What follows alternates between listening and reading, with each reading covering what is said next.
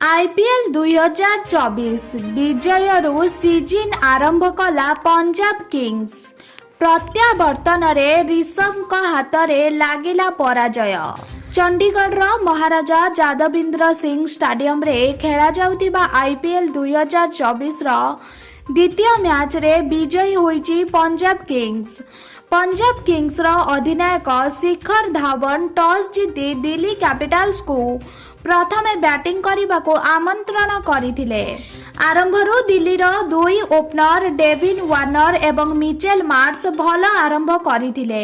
तेबे मध्य क्रमर बैटरक विफलता पाई दिल्ली बैटिंग रे संघर्ष करुथिबा परि मने होउथला, किंतु शेष ओभर रे अभिषेक पोरेल हर्षल पटेलक ओभर रे 25 रन संग्रह करी दिल्लीर स्कोर को एक सम्मानजनक 174 रन रे पहुंचाई दिले। टार्गेट को पीछा करी पंजाब द्रुत आरंभ करिथिला। भल आरंभ परे गोटिए पटे विकेट खसी चलीथिबा बेले अन्य पटे साम कुरान शेष पर्यंत क्रीज रे रही दल को विजयर द्वारदेश रे पहुंचाइथिले। से 47 बॉल रे 63 रन रो इनिंग्स खेलिथिले।